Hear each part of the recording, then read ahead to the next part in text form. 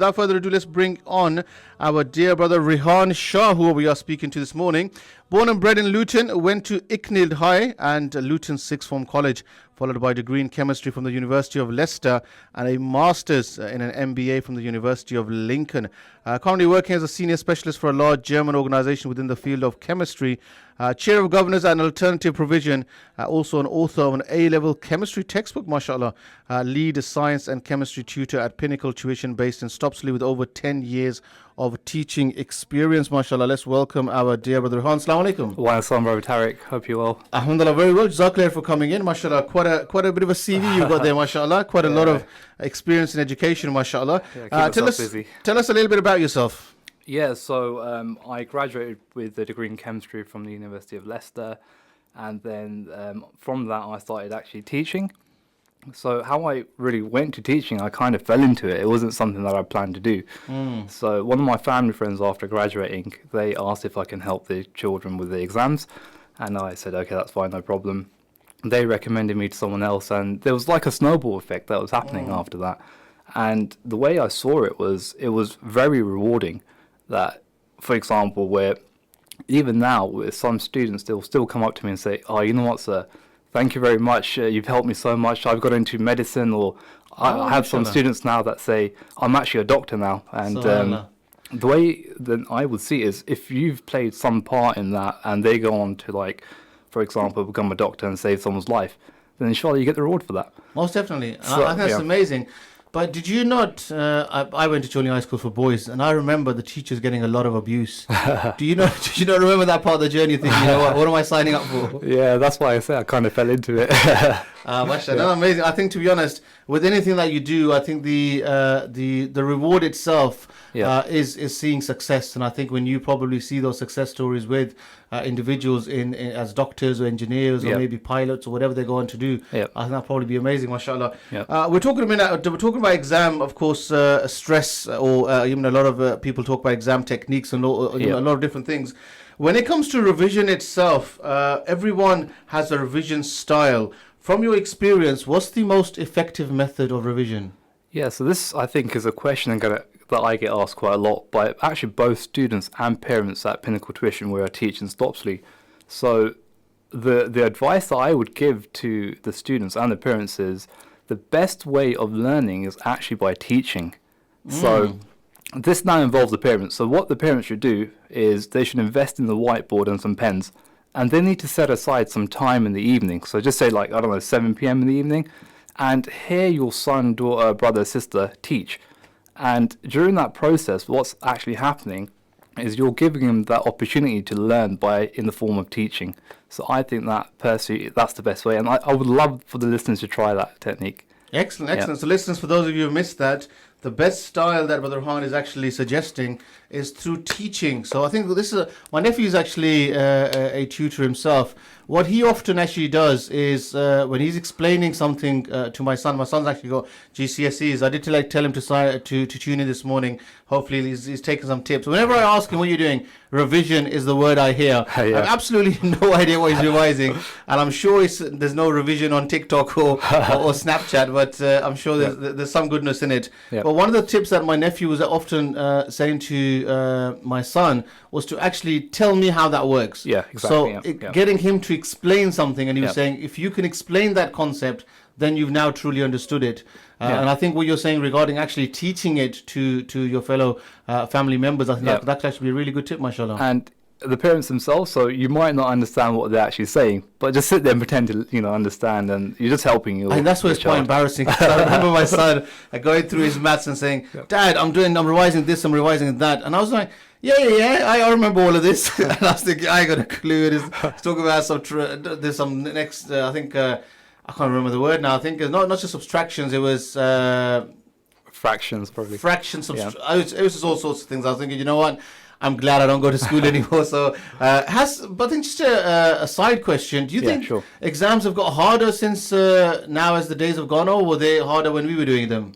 It's debatable. I think exams are definitely getting harder, but also at the same time, there's the resources available. So use them. So, it kind of balances out then, right? So back in the days where you didn't have these educational videos, you didn't have those platforms, if you use them wisely, I think that can help quite a lot. But yeah, I do think exams are getting slightly more trickier, but it does kind of That makes me feel a lot better now. 'Cause it's not that I wasn't up to it. I think it's just that I was never taught that part of this math subject. Going on to time management. Now, listeners, if you do have any question for Brother Rehan, he is with us for the next 10, 12 minutes, inshallah. So please do, of course, send us a message, 0777948182. We'd love to hear from you. If there's any particular problem you're going through per se, whatever it may be, and yeah, if there's any advice that Brother Rehan can give you, then please do let us know. I think it'd be really useful. Regarding time management, Brother Rehan, this is, I think, personally my biggest kind of problem with my son, and I think I'm sure many parents are probably finding the same problem where you often find your child just doesn't have enough time to actually do everything, and his time management is really bad. What would your advice be around effective time management? Yeah, again, this is something that I like to discuss with every student at the tuition centre, Pinnacle Tuition, and ask them, like, how do you revise? And what the common answer I get is, I start, I don't know, like 6 p.m. in the evening, and I'll revise till like 11 p.m. Some even say like 2, 3 in the morning, right? But what I tend to then think is, after 2 hours, you're not absorbing anything, right? So you're going to be revising, but what you're actually doing is you're just reading and not taking anything in. So you need to be true to yourself, right? And my advice here is that what you should do is have regular breaks. And by regular, I mean like 20 minutes. So you do 20 minutes of revision, go downstairs, have a cup of water, speak to your parents, see how they're doing, and then back up. And then how long should that break be? Even something like 5 minutes, for example. You just want to break that mode of revision. So just to step away from it. And then go back and do another 20 minutes, and then, I don't know, carry on watching like 15 minutes of the next Netflix series that you're currently on, and then have another break. So I think that's the best technique, where if you're just going to cram everything in, you're just cheating yourself. You think you're revising, but you're just reading the words and not actually taking it in. Okay, excellent. I think that's really important. I think a lot of times people will actually sit there for hours on end and think nothing's going in, and perhaps that's why, because you've actually mentally switched off. You're switched off. You just need a break. Excellent advice. So listeners, do take that in. I think one of the other things I think you touched upon regarding people staying up till 2, 3 o'clock in the morning.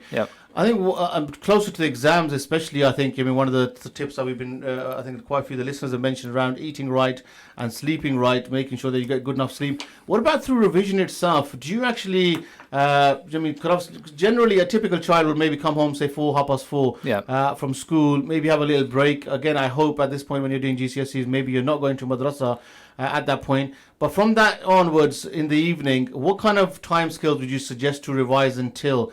Because I know for a fact my son, he often comes here after school, so sometimes he's there till 6, 7 o'clock, and then he says, I'm going home to revise now, which I assume may go on to till 11 o'clock. Is that now too late to revise?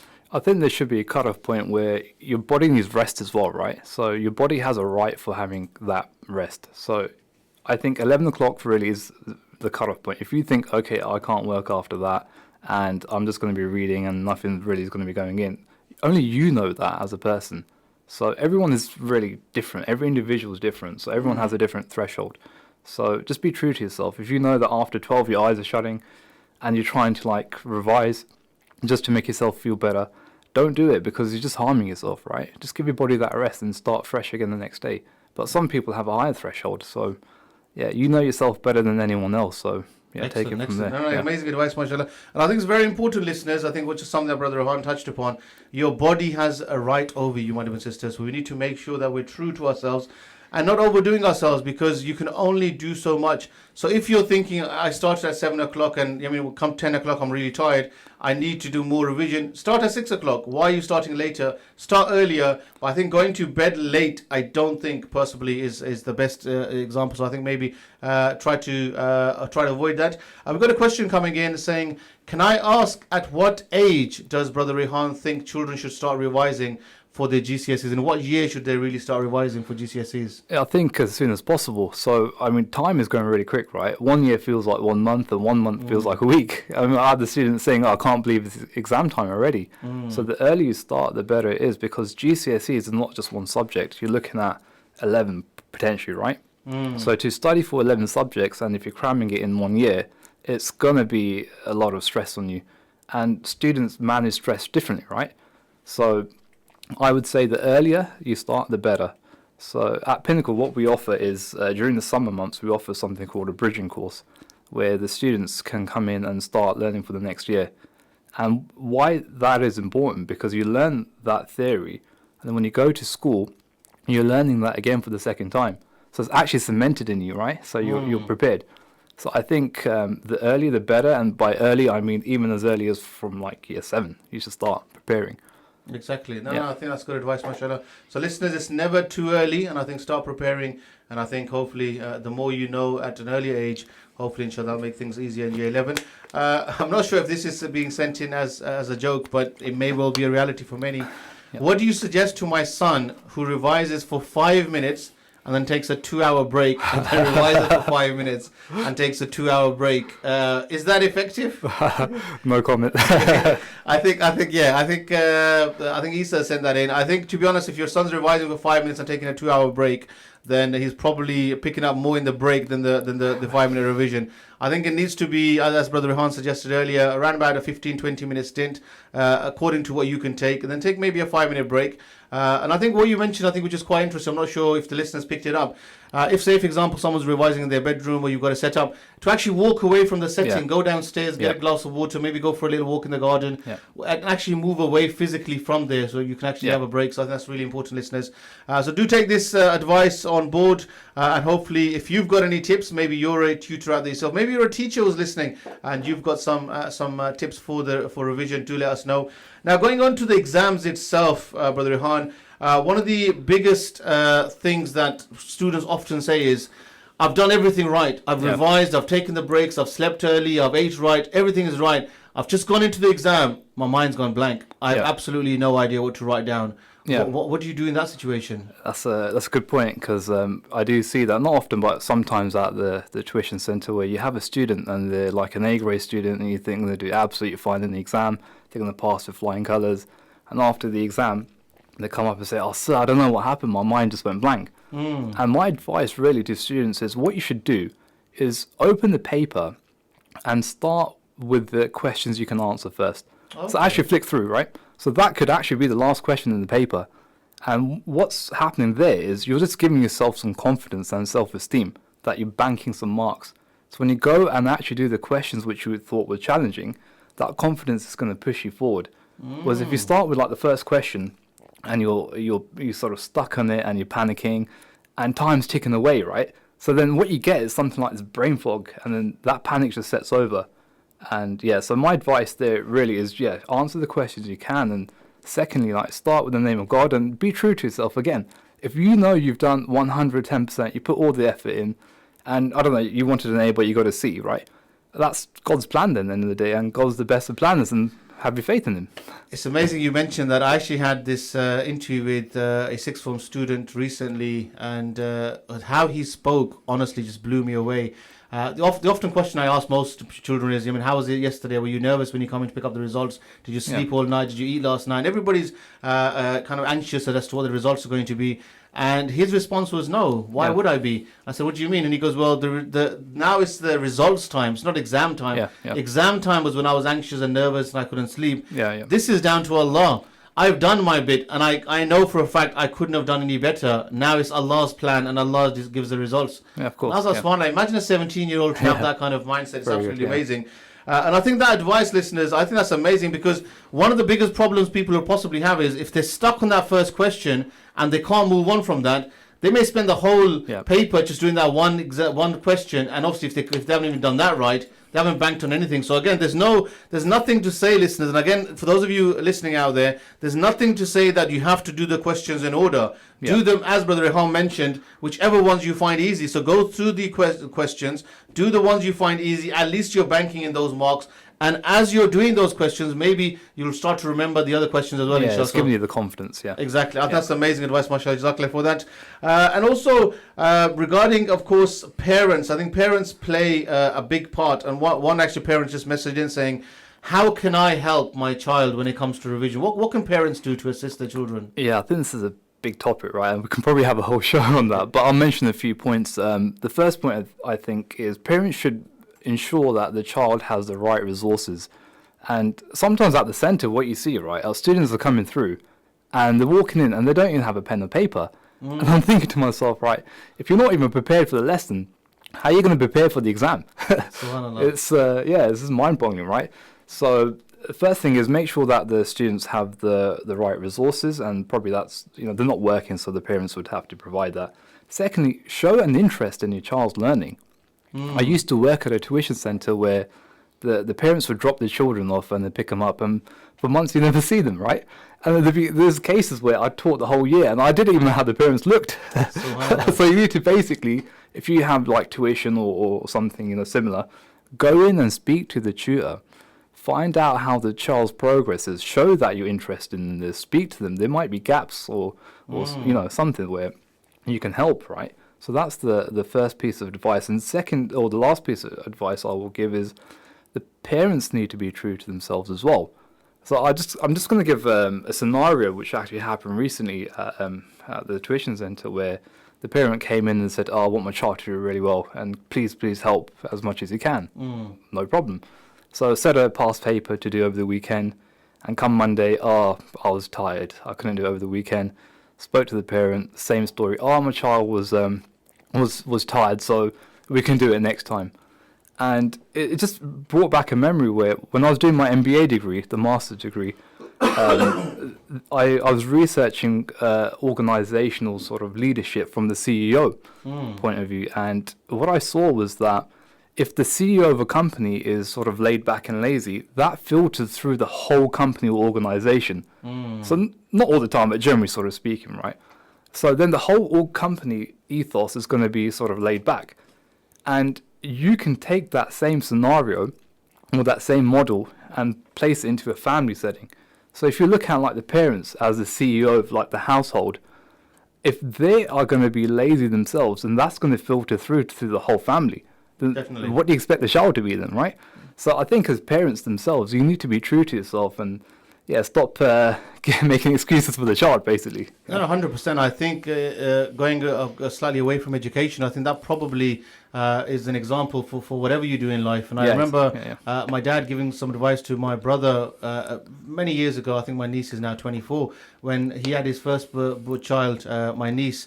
And he said, I remember my dad clearly saying to him, "Don't tell your children to pray, show them how you pray." And I think you will find often when you're praying at home, your child, maybe even very young, for example, they have no idea what you're doing, but they'll want their own small little prayer mat, they'll all want to come stand next to you, they'll want to imitate what parents are doing. So if you can't show them the importance of education, and I think that will obviously be quite difficult. We literally got a minute left before we go to the break, and I think quite important is around advice around universities. I know you mentioned previously that some of your students have gone on to pursue careers in medicine and dentistry, and mashallah, some excellent careers out there. What's the most important advice you would give for students out there who are applying for these kind of courses at university?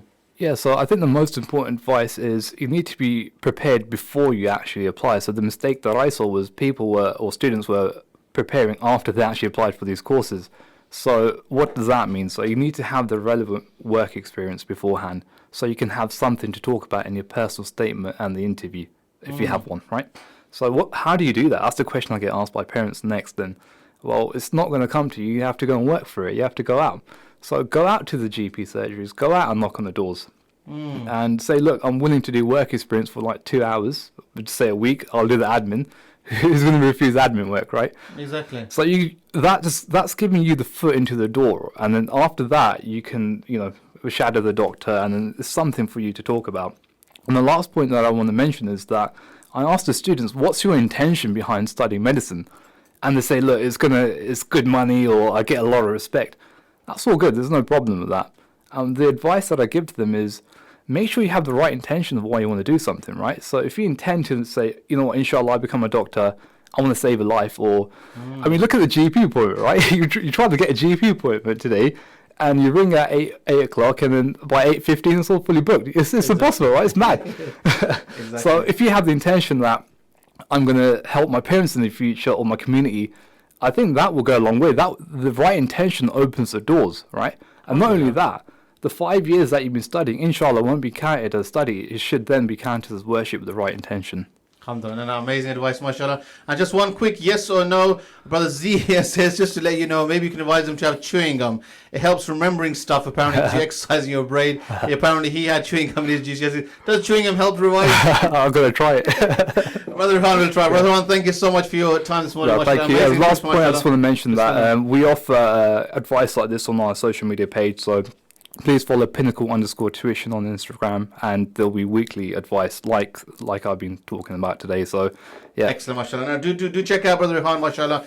Some amazing advice there, mashallah. And I think, to be honest, what we might do, obviously, exams, I think, start in about a few weeks' time. Maybe we can bring you back for another session. Absolutely. Yeah, it'd be a pleasure to come back on. So it'd be amazing. Thank you so much for your time this morning. Take care. Listeners, that was, of course, Brother Rehan Shah, mashallah. Do check it out, Pinnacle Tuition, mashallah. And I'm sure Brother Rehan's got many more gems like that as well. But listeners, you have been listening to InspireFM, this is the Rise and Shine. We're going to go to a quick break now. Please do not go anywhere. We'll be back in just a few moments. And that was, of course, my brother Rehan Shah from Pinnacle Tuition, mashallah. Wasn't he amazing? Absolutely amazing, mashallah. I'm trying to see if I can get him to come in a bit more often, perhaps maybe every Friday or every other Friday, depending on his availability. I'm sure he's very busy as well, alhamdulillah, but amazing tips there, mashallah. I hope you guys found them useful. I definitely did. And amazing tips, mashallah. And I hope, and to be honest, ultimately, one of the most important things I think I wanted to mention there was to make dua.